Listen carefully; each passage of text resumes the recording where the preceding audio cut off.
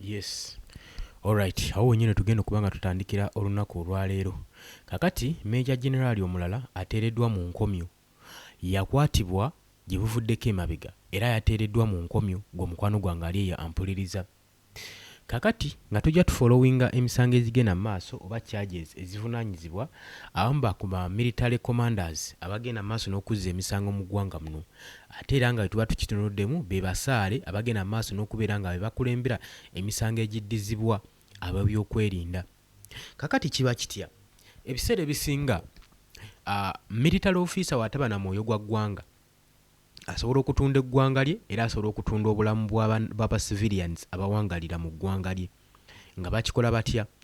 Bwe tuba tutunuulidde nnyo ministries ezigenda mu maaso mu ggwanga Uganda, buli ministry erina akakodyo kegenda mu maaso n'okubbiramu gavumenti ssente nga baagala okubongeza ku public funds oba ku budget eyisibwa babongeremu kasente. Buli ministry erina akakodyo kaakyo, ekyo njagala nkikutegeeze era njagala okitegeere okuva na leero.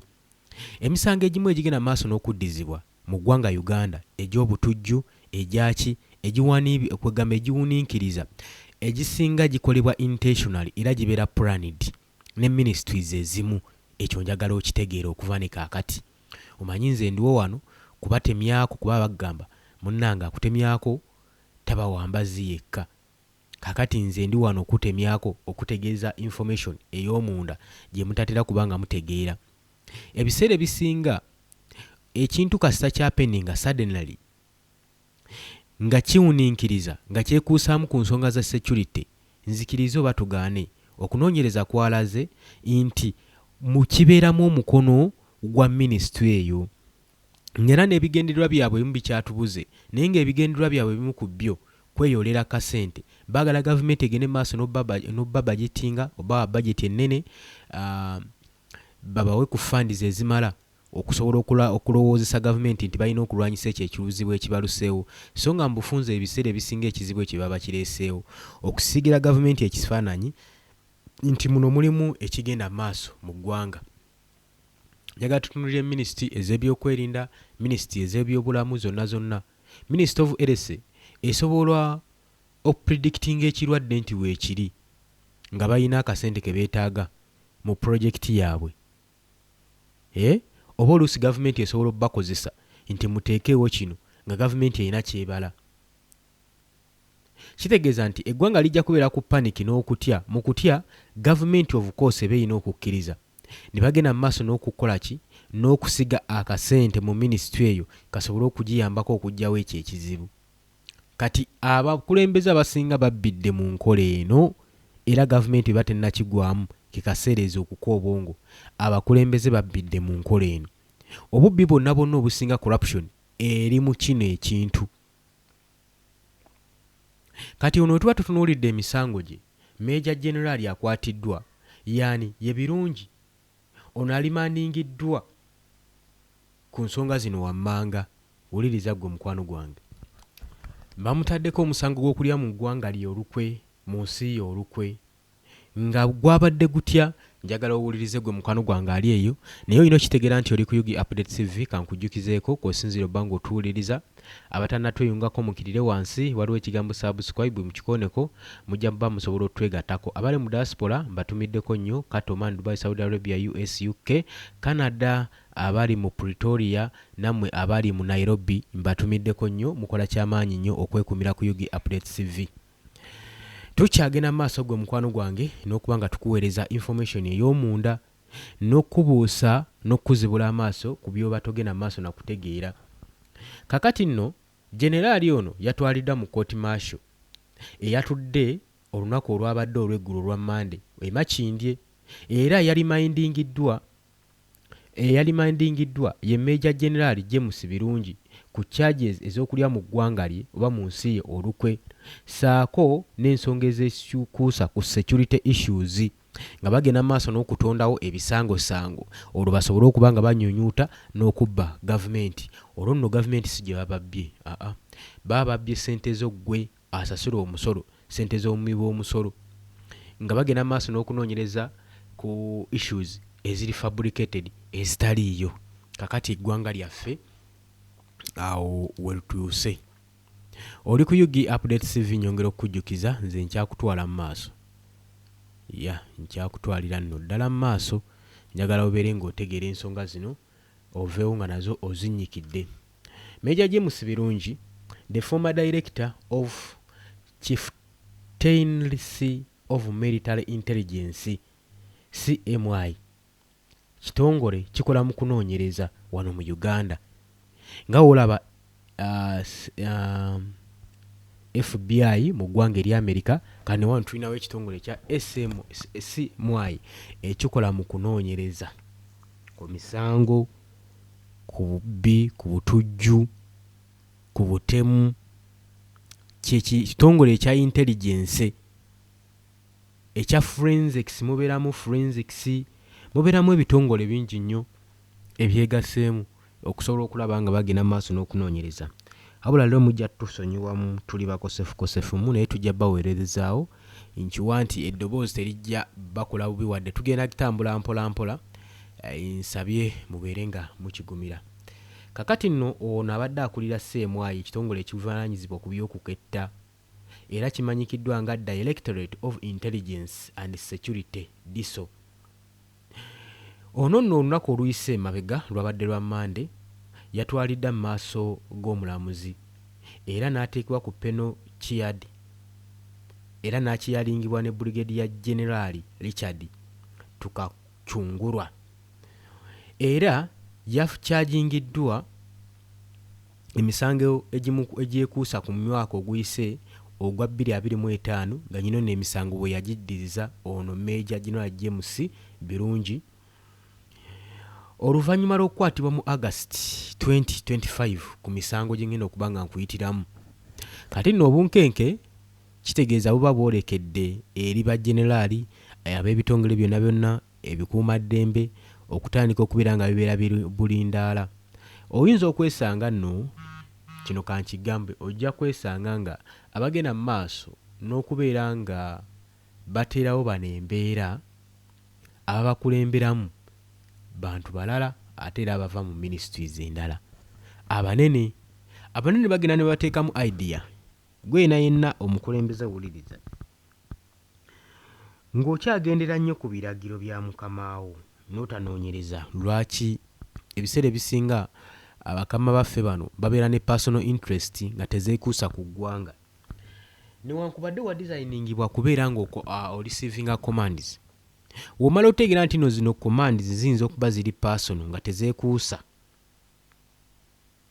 ku gavumenti oba ku ggwanga, nsaba okozese characters zo commands ezo zireke, kubanga basinga bagenda mu maaso ne bakozesebwa ne bamala obbabaliramu. Gwe nolowooza nti mukama wo agenda kubeera mabegawo naye nga tali mabegawo, nga tagenda kibaamu, agenda kikulekamu okibeeremu wekka wekka. Kati ne bano we batwe bakola. Kati James Birungi generali ku luno ye yakirekwamu, yaleeteddwa mu kooti masekati g'essaawa 3:5. Wabula mu kooti teyaleeteddwamu bw'omu, yaleeteddwako ne banne abalala 3 aba Uganda People's Defence Force officers, nabo ne bagenda mu maaso n'okukyajingibwa ku misango gyabwe. Wuliriza. Era kigambibwa we tuba tujjukidde bulungi nnyo ng'omukwano gwange mpuliriza, incident egenda mu maaso n'okuba ng'emulumirizibwako oba nga bamuteerako emisango. Bamutaddeko omusango gw'okushuutinga omukyala eyali atambulira ku pikipiki okulira n'akatale k'e Kaleere. Ono nno nga yakubwa amasasi era nga yagakubibwa generali oba wansi wa komando wa generali Major General Birungi James Birungi. omukyala ono yakubwa amasasi okuliraana akatale ak'ekarwere era n'omusajja omulala eyali aliraanye Catholic Shrine e Munyonyo.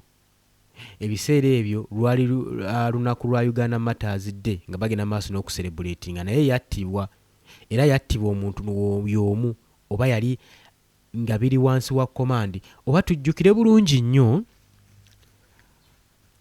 bomu eyabwatuka okuliraana kyaki y'Abakatuliki netiramu omusajja oyo. Kigambibwa nti bomu eyo yali yeekuusa mabega waggi Meeja Generaali ono. So kye kino kye nkugambye nti bannayuganda bangi abafa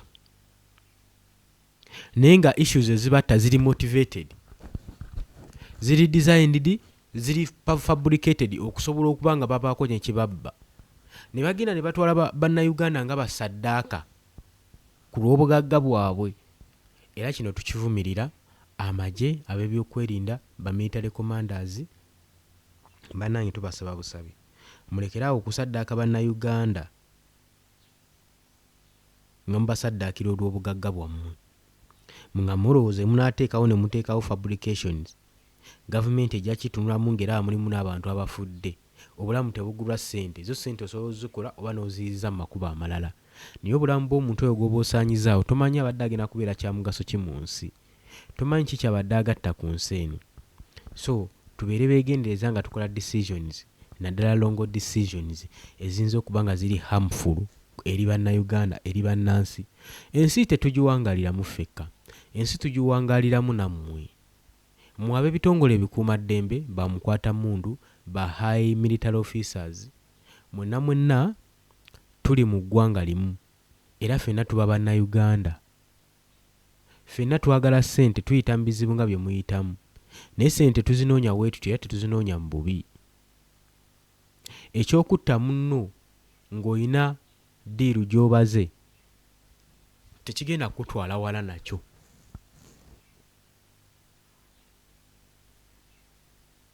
Kakati birungi amanyikiddwa saako ne banna abalala balumirizibwa bagenze mu maaso n'okuba nga tukonfaaminga okusinziira ku lipooti gye tulina wano.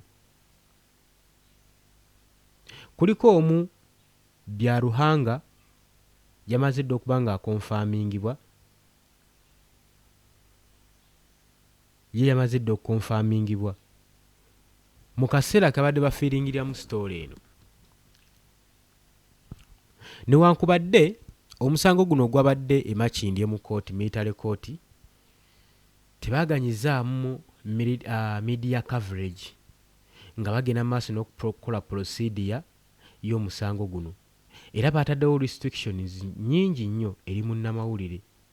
Bapreventinze buli munnamawulire okuba nga takinga wadde photography n'emu oba okukavaringa court session. Bino byonna byagenze mu maaso n'okutugira ku kooti byagaaniddwa. Baagambye birina sigala nga byakyama. Kuno okunoonyereza kugenda kubeera kwa kyama. Major Alex Ochuru ono nno ng'ofiisa ali in charge eri Makindye Military Barracks Prison Cell. Ono eyakulembeddemu security team okwesikotinga James Birungi paka mu kooti. Era n'astopinga ba members ababadde aba press nga bagenda maaso n'okuba nga batekinga photographing. Era n'abagaana. Era ng'abalumiriza nti bano bagijja genda maaso n'okuripootinga ebiri munda musango guno. Kijja kulemesa okunoonyereza kwaffe ne process okuba nga yeeyongerayo mu maaso. Era babaganye wadde okukwata ka video wadde okuba ekifaananyi n'ekimu ku nsonga za security issues. Oli ku UG Update TV kw'osinzidde obba ng'otuwuliriza. Generally Court Martial yali mayindinze birungi eri mu Makindye Military Barracks paka nga August ng'ennaku z'omwezi 3 2026. Olwo nno lwasuubira okuba nga addamu okuba nga alabikako mu maaso g'omulamuzi mu kkooti.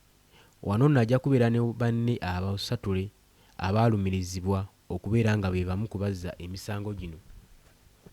Kakati nno ye Chief of Defence Force Muhoozi Kainerugaba gye buvuddeko yajja birungi James mu kifo kye oluvannyuma lw'okuba nga biseera ebyo yali akola nga commander of the Mountain Infantry Division.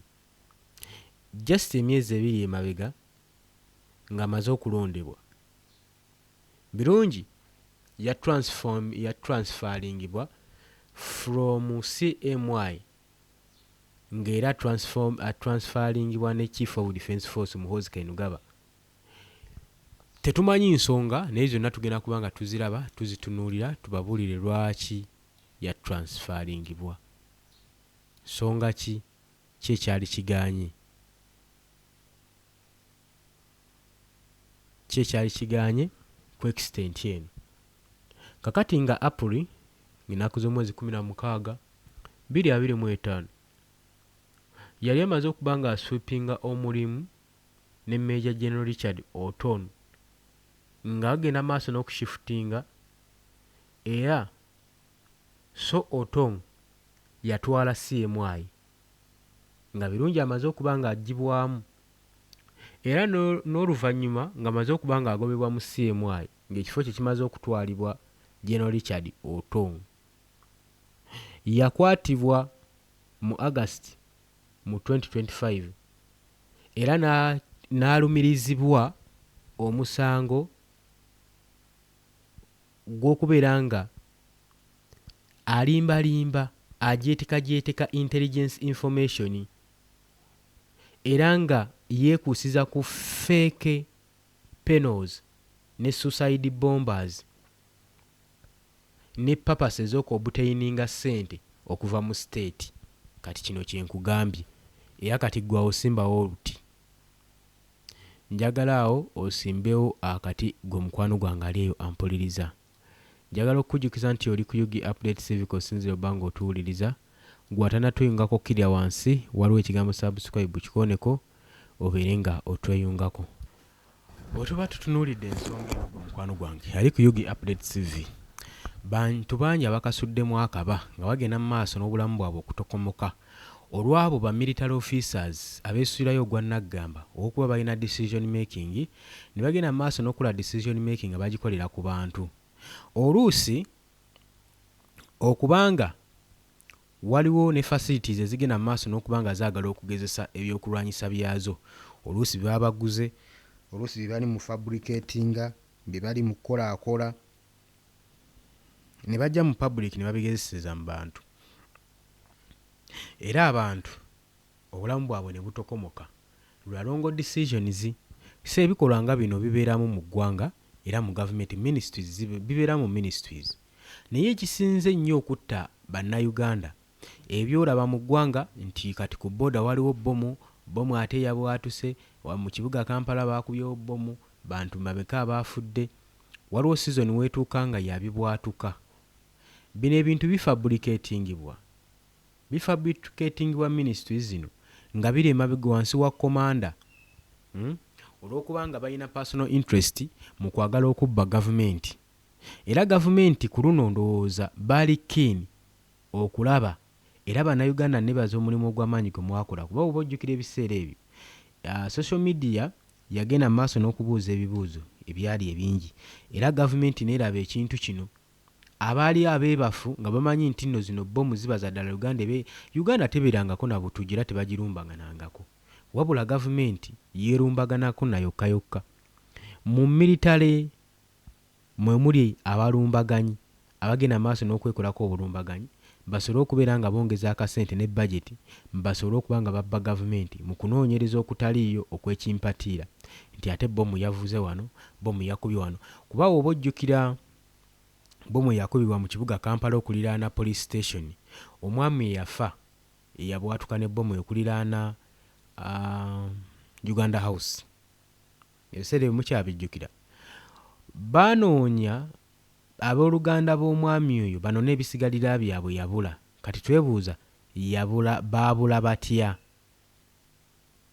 Kitegeeza nti nno kino ekintu kyalimu abanene emabega abaali bagenda maaso n'okubeera nga bakiryamu, abaali bagenda maaso n'okubeera nga bafunamu benefits, bakibenefitingiramu, nga aimu yaabwe to maximize profit, nga bagenda maaso n'okulimba n'okusiba dikoyi eri gavumenti okulowoozesa state nti no bomu mulimu obutujju mu ggwanga. Jjukirayo gavumenti bali so vigilant ku kintu kyonna kyonna ekiyinza okwagala okuteekinga over gavumenti yaabwe, bo kibasinga okulwanirira bwe buyinza. Ezo bomu ne wezikubibwa bannayuganda ne bafa, kasita zirongaazi tekigenda bajjako buyinza bwabwe, bo kyebasinga okufaako ennyo. Baagala nnyo entebe y'eggwanga ne Uganda n'okusinga bannayuganda ne bagenda maaso n'okufuga. Ne batamanya nti singa bannansi babamalamu ekyokufuga kiba tekikyaliwo, kubanga tebasobola kugenda maaso nakwefuga bokka na bokka. Awo n'obawaamu seconds 2 ku nfuga gye bagenda maaso n'okufuga bannayuganda, ne baba nga balina kwefuga na bokka bokka, nga mu ggwanga bannayuganda baweddemu mu ggwanga. Oyinza okulaba tebayinza na kwezaawo dakika ziwera 10 nga bonna bettinganye dda. So mbadde nkutangazaamu ku ngeri obutujju gye bugenda mu maaso n'okuliyetingibwamu mu ggwanga Uganda, nga bagenda mu maaso n'obbiwanuuliza nti wano baatezeewo bbomu, wano baakoze batya, wano baakoze bati, basobole okwenogera kasente okuva mu gavumenti. So awo wasaanidde okubeerawo ng'akolebwawo okunoonyereza okw'amaanyi ennyo ku nsonga zino. Nagambye oli ku Yugi Update TV kw'osinze obba ng'otuwuliriza. Tugenda mpola mpola.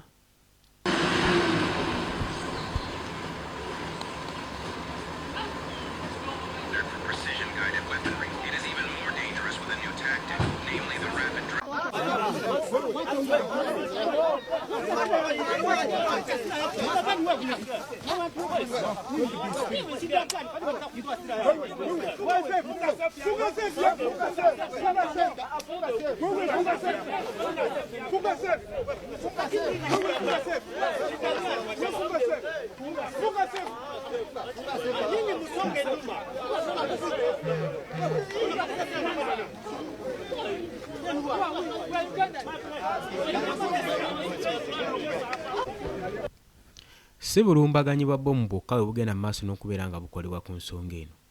N'emmundu bazikwata ne bazipangisa abatujju, ne bagenda mu maaso ne balumba police station ne babba emmundu. Kati bwe babba emmundu ku police station, gavumenti ejja panikinga nnyo, kubanga ng'onooteeka obulumbaganyi ku gavumenti olina sooka kufuna bissi. Era ekiwangaaziza gavumenti mu buyinza lwakuba nti bannayuganda baabulwayo wadde n'emmundu 3 oba 2 zibatandikirako, naye singa bakwatako ku mmundu nga 5, oyinza owulira omwoto. Kati gavumenti eteekamu amaanyi singa wabeerayo emmundu ewambiddwa. Bakimanye emmundu eyinza okukozesebwa okuzza gavumenti backfire n'okuggyako gavumenti. Towakana emmundu emu esobola okuggyako gavumenti. So y'ensonga lwaki olaba nga gavumenti ebeera so strict. Bali so strict ku nsonga zaabwe. Era bano bayinza okuteekamu ssente mu nsonga eno, ate nga oluusi eyakoze olukwe luno olw'okubba emmundu ali mu bbo munda, nga baagala babula babeeko akasente ke bateekebwamu nabo basobole okuba nga beeyagalako. So ebintu ebigenda mu maaso mu state bingi kamaala by'otajja kusobola kumala, okuggyako oba nga osubscribinze ku Yugi Update TV tujja kuba tukuweereza buli kimu. Birungi y'omu ku bantu abalistingibwa nga ba state witness mu musango gwa Dr. Kizza Besigye. Tujjukire bulungi ono yajjanga state witness ng'alumiriza, y'omu ku baalumiriza Dr. Kizza Besigye mu musango gwe, saako ne Obed Lutale nga Captain Dennis Ora. Era ye yalumirizibwa ogw'okulya mu nsi ye olukwe, era nga byekuusa ku musango gy'okwagala okusuula gavumenti eri mu buyinza. Kakati birungi nga ye yaleeteddwa mu kooti, charges yalumirizibwako munne mu kwagala okulya mu ggwanga ly'olukwe okuwunzika gavumenti, naye ze charges ezigenda omugendako. Kati singa anaasangibwa nga ali girute mu musango guno, ajja kubeera nga asalibwa musango gwa death sentence, gwa kufa kubanga ali alidde mu nsi olukwe era yali agala kunzika gavumenti. Naye nga nkugambye ono ye yajjanga state witness okulumiriza Dr. Kizza Besigye nti yamusanga ne mmundu era yalina olukwe lw'okunzika gavumenti ng'ayagala kusaanyawo mwami Yoweri Kaguta Museveni. Kakati kali adda kaddadda. Kati bino ye teyakimanya nti nno biyinza otutuuka ne bimutuukako. Gavumenti eno kyekintu ekiteesigika esobola okukozesa mu buli angu ng'erina byekwagaza. Ne bakozesa n'otunda eggwanga lyo n'otunda bannansi bo naye ng'olina papasi ey'okuba ng'olina akabaasa k'ogenda okufuna. Naye nga bw'omala okukalya tomanyi biddirira kubanga ojja kuba omanyi amazima gwajja okuba asobola okujulira gavumenti nawe tebajja kwesiga era kijja okuddako nawe bajja kwagala bakuggyewo. So singa wakkiriza n'otalumiriza munno Dr. Kizza Besigye singa yateebwa dda singa alya na butaala naawe tewandibaddewo nsonga ekukwasa naye balina okukukuuma olw'ensonga nti gwe ensonga lwaki Dr. Kizza Besigye akyasibiddwa. Era singa okola ensobi n'oyasanguza ebintu ebiri awo ffa gavumenti oba ogitadde mu matigga kati ensonga lwaki badde balina okuteekako embeera naye bakuggalire bakimanye nti abadde ategedde ku misango gino naye akoze eki avuddewo. Nyongera okujjukiza nti oli ku Yugi Updates TV osinze oba ng'otuwuliriza gw'atannatweyungako kkirya wansi waliwo ekigambo subscribe kikoneko obeere nga otweyungako gwe mukwano gwange ali eyampuliriza. Dr. Kizza Besigye tujjukire bulungi nnyo yakwatibwa omwaka ogwa 2025 yakwatibwa mu kibuga Nairobi ng'ajja awere nemba n'emisango gy'okulya mu nsi olukwe saako ne looya munne we baakwatibwa newankubadde basooka kutwalibwa military court n'oluvannyuma Supreme Court yateeka ku military court akazito babeere nga balirizinga omusibe Dr. Kizza Besigye kubanga nga watakyali w'amagye alina kuwozesebwa mu civilian court. Newankubadde byonna byayogerwa gavumenti twalaba ng'esattira ng'eyagala okulaba ng'ono tava mu military facility kiki yakola yagenda mu maaso n'okuteekawo kye bayita UPDF Amendment Bill. UPDF Amendment Bill eno ng'esobola okuba ng'erimu omwaganya okozesa civilian singa aba ensonga zino omusango gwe gwekuusa gw'amagye. Kakati Supreme Court ekyo yakiraba n'egamba twamaze dda okulolinga out kyonna kye muddako okukola mugenda kubanga mwandamayininga ekitiibwa kya UPDF. Kyonna ekyali kigenda mu maaso n'okuba nga kikolebwa kyali kyandamayininga ekitiibwa kya Supreme Court. Kati UPDF newankubadde yali emaze okwekolera shield engabo y'okwekuuma n'okuprotecting okusobola okulaba ng'ejeza ba civilians olwa penalty season ezaateekebwawo.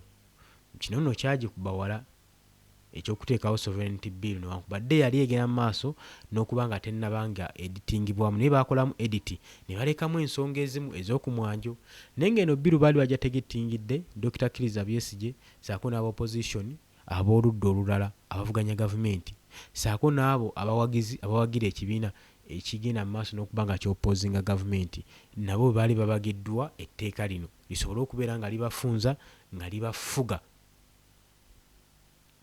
n'okusobola okubasayirentinga mu abali ku opposition abagenda mu maaso n'okucriticizinga gavumenti. Nenze ne neebuuza gavumenti esangawo obuzibu munnansi okucriticizinga obubi bwe n'obukyamu mbadde manyi nti kikuyambako nnyo okwetereeza n'okudda engulu ku biki ebikyamu bye babagambyeko. Lwaki olowooza gavumenti ekisangamu obuzibu okubanga opposition bagenda mu maaso n'ogyopoozinga ku nsobi ze baba balabye kuba jjukira mulabe we abeera wa ku mwanjo gavumenti yandirowooza nti nabo opposition be balabe baayo so nga abantu batudde nabo ba cabinet ministers be balabe be abasinga kubanga toyinza kuŋŋamba nti nno ekintu kino kiyamba gavumenti nga bo kulemera mu buyinza ate n'owakanya opposition okubaawo ebadde genda mu maaso n'okola nga kaliisoliiso w'eggwanga nga balaba kino balaba kiri. Naawe gavumenti kiba kikuyambyeko nnyo obutasaasaanya nnyo ssente za mubi bw'omusolo naye ekyebuuzisa gavumenti kino n'etasobola kubanga ekiraba gooza ki ekigenda mu maaso mu ggwanga Uganda. Nagambye dde oli ku Yugi Updates TV osinze oba ng'otuwuliriza gwatanatweyungako kirira wansi waliwo ekigambo subscribe kikoneko obeere nga otweyungako tukyagenda mu maaso wuliriza. Yes, oli ku Yugi Update TV nyongera okukujukiza gwe mukwano gwange. Kakati tuzze tutunuulira ensonga zinyagala tubeere nga tugenda mu maaso nga tunatera okusamalizinga. Singa Major General ono James Birungi Gumusinga aba agenda kuwanikibwa kalabba kubanga guno gwakulya mu nsi ye lukwe, ate n'emisango gye bamutaddeko gy'amaanyi nnyo, okubeera nga ofabricatinga ekintu ng'ogenda mu maaso n'okufabricatinga bibbomu. Okufabricatinga kitegeeza okutondawo ebintu ebitategeereka bibbomu n'obikuba bannansi, n'ovaayo n'okola lipooti okuba oli wasseemu ayi nti twakoze okunoonyereza nga waliwo obutujju obugenda maaso mu ggwanga, naye nga kino kikolebwa nga baagala kubba ssente za gavumenti. Kati kino bwe tuba nga tumaze okukigwamu kitegeeza bingi kamaala ebikolebwa mu nda eyo ebituusibwa ku bannansi. Tulengerako n'awamu nga ebitongole bino ebisinga bikozinga accident ku nguudo ne baleetera okulowoozesa gavumenti egende mu maaso n'okubeera nga expandinga oluguudo tilufunda nnyo, naye ng'oluusi ebiseera ebisinga accident bazikola intentionally. Kakati kino kibayambako okubawa ssente mu ministry yaabwe ne basobola okuba nga basolovinga ekizibu. Kano ssente zino zibagenda mu maaso n'okuba nga babbako nga beddiza. Ndowooza awo tuli bumu, ontegedde oba onfuna bwe ŋŋenda awo oba onfuna. Kakati ku luno James Birungi ne banne bansatule badde bagenda maaso n'okuba plan ne strategies engeri z'okuleetamu ssente mu ministries nga batondawo bibbomu nga babikuba abantu, nga batta abantu ku makubo nga bagamba butujju bugenda mu maaso mu ggwanga, ate nga kituufu bantu bangi badde battibwa basibibwako obusawo, abamu ku mobile money ne battibwa ne badduka. Naye tetumanyi abasinga bajja na mmundu. Kitegeeza ki? Emmundu zino zipangisibwa baali mu byokwerinda bye bapangisa emmundu zino ne bagenda ne bazikozesa ebikolobero ne bazikomyawo, naye nga nabo ebiseera ebisinga ku mugabo babeerako. Kati so Uganda ebadde manyikiddwa ng'ensi ekola money laundering. Money laundering ng'eyisa ssente mu nsonga ezimu so that gavumenti ereme kubanga ezimanyaako. Ebyo tukimanyi bulungi nnyo nowaawo nti gavumenti ebadde ekola ki ekimanyiiko, wabula abakulembeze baffe bano balina sources nnyingi nnyo, balina strategy moves nnyingi nnyo zibafuniramu ssente mu gavumenti. Kitegeeza nti gavumenti ogamba nti neyagala kutandika kulwanyisa buli bwanguzi mu ggwanga lyayo, ekyo eba yeerimba unless nga maze okukyusa state yonna ba cabinet ministers n'abagoba na refreshinga cabinet ya Uganda ne tufuna abakozi nga si babbi nga bagenda kuweereza gavumenti. Nze neewuunya ba ministers abamu ba MPs abali ku side ya gavumenti ya NRM wabaawo ekiteeso ekireetebwa mu parliament. Mazima ddala ekiteeso ekyo ekireeteddwa ne weekibanga omulamwa gwakyo kinyigirizibwa ffenna kyewuunyisa okuba nga tebakirabamu nsa olw'okuba nga bamaze okufuna akabaasa. Buli kimu bawagira buwagizi, tebaliiko nti nno oba eyo ensonga nnuŋŋamu oba eyo ensonga enaaba etya. So ebikolwa ng'ebyo ffe tugenda mu maaso n'okuba nga tubivumirira.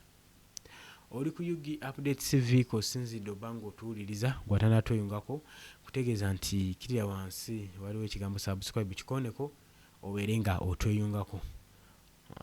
Tukyagenda mu maaso n'okuba nga tukuweereza. Nkugambye bagenda kuddamu okulabikako mu August ng'ennaku z'omwezi 3 2026 badde mbaweere neebe n'omusango gwa James Birungi saako ne banne abasatu abalumirizibwa okuba nga bano bwe bagenda mu maaso n'okubeera nga bazza emisango. Kati awo kitegeeza yenna ali yeetoweeyibaala. Era y'ensonga lwaki olaba nga obutujju bubadde bukendeddemu. Omwaka guno tetunnafunayo butujju na bumu. Obutujju bwe twafuna bwali mwaka gwa 2025 ate nabwo mmaze okitegeera bwali bujweteke, bwali fabricated. Waliwo omuntu omu yali ayagala okufuna ssente mu gavumenti n'ajja n'atuteekako ebisangosango. So tuvumirira embeera eyo mu bitongole eby'amagye bigende mu maaso n'okubeera nga bijjukira omulimu ogwabisayiningisa. Omulimu ogwabasayiningisa mugende mu maaso n'okugujjukira ogw'okukuuma eggwanga lyattu Uganda n'ebyayo rather than okuvaayo ate ne mutandika kutiisatiisa ggwanga olw'okuba gye twabasindika mwayigirayo emize mingi. Kati ekitegeeza nti nno Uganda erina kujeezebwa na nsonga ezitaliimu. So ffe tukowoola eddoboozi lyaffe, naawe ayina eddoboozi ng'osobola okusharinga lyongereko lisobole okuba nga litambula, gavumenti yaffe tusobole okuba nga tugijuna nga twerwanirako ffe nga ffe ffeka kubanga already tuba tumanyi ekiddirira. Already essaawa yonna tuba tumanyi ekiddako mu ggwanga lyaffe Uganda. Oli ku UG Update TV kw'osinziira okuba ng'otuwuliriza. Embeera ya bunkenke gwe mukwano gwange ali eyo. Bwe tuba tutunuulidde ku bintu kati eby'okununula eggwanga kisaanidde okuba nga ffenna tukolera wamu ate nga tukola bukuyege awo kawe tugenda osobola okubeera nga tuggusa ensonga zaffe ez'okukulaakulanya eggwanga n'okukyusa eggwanga. Tukimanyi bulungi nnyo nti nno gavumenti eno efugirwa ku bunkenke era kati obufuzi obuliko bwa mmundu, era abakulembeze bonna bagezaako okuvaayo nga boogera tubalabyeko. Abamu bakwatiddwa, basibiddwa, batiisiddwa. Kale ekyo si kipya, tuze tubirabye era gavumenti badde tukisuubira okutuuka ku extent eyo ng'ebyagirwanya byegenda maaso n'okubeera ng'ekomyawo. Ng'era gavumenti ezaavaako ezalowooza nti nno singa kati batandinga ne babeera violence bakwate emmundu, bannaganda bajja batya, bannansi bajja batya nnyo era tebajja kuteekinga wadde move. Kale ekyo ekintu kikyamu nnyo nga gye nkomezza kubanga munnayuganda oyinza okumunyigiriza naye wonyigiriza ennyo ennyindo ogireeta musaayi. Olw'obudde nze mugenda kunzikiriza olunaku olwaleero nkome wano. Bawadde kyekyo wabula tusharinge tulayikinge. Nyongera okujjukiza nti obadde ku UG Update TV nga kw'osinziira oba ng'otuwuliriza. Gwakatweyungako nkutegeeza nti kirira wansi ekigambo subscribe weekiri kikooneko obeere nga otweyungako ddala buli butereevu. Abali mu diaspora emitala w'amayanja UK, Dubai, abali Qatar mwenna mbatumiddeko. Nkimanyi mukola kyamaanyi nnyo okubeezaawo amayengo gano aga UG Update TV. Nkulekireko kano akatambi n'oluvannyuma.